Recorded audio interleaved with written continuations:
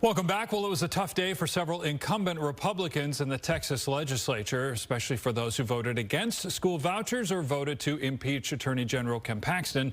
And there will be a Democrat challenge to U.S. Senator Ted Cruz. Joining us this morning to talk about yesterday's primary results, Professor of Political Science at SMU, Dr. Cal Jillson. Good morning to you. Good morning, Brandon. All right, so let's start with the challenge to Republican incumbent Ted Cruz. It'll come from a familiar face here in North Texas, Democrat Colin Allred. So what do you think the issues will be in this race, really kind of as we ramp up to November? Yeah, I think, Colin Allred performed very well yesterday. The polls showed that he would likely avoid a runoff, 52, 53%. He was up near 59, 60, so it was a good showing. And Ted Cruz came out immediately and told us what the issues are going to be in the coming election, and those were the border and crime.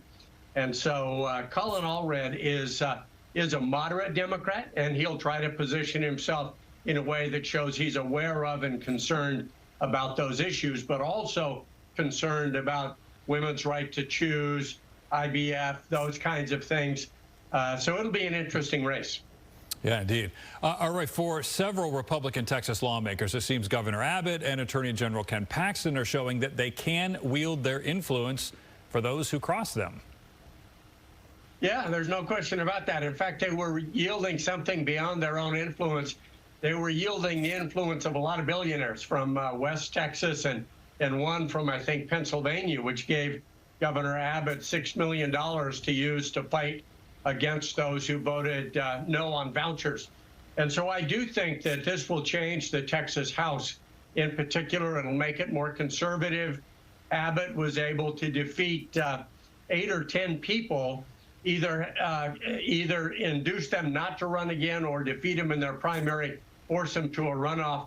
And so even those who survived will see that and conclude that it's not good politics to stand against Abbott and vouchers. So I wouldn't be surprised at all to see vouchers pass in the next legislative session. And Attorney General Paxton was not quite as successful, but he did take out a number of people who voted to impeach him. And he did force Dade Phelan, the Speaker of the House, into a runoff. So Phelan is fighting for his life down in Beaumont.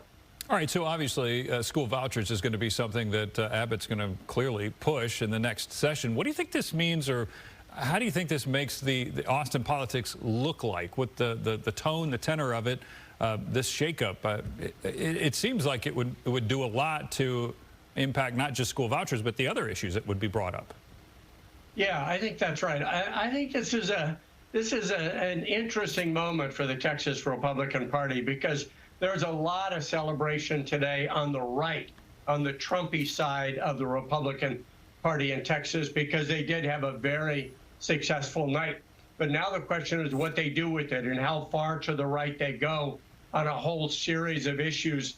Because one of the great dangers that faces a majority party like the Texas Republican Party is today, or the Democratic Party was back in the 50s, 60s, and 70s, is they break up. They factionalize, and those factions fight for control of the majority party because it's going to get its way.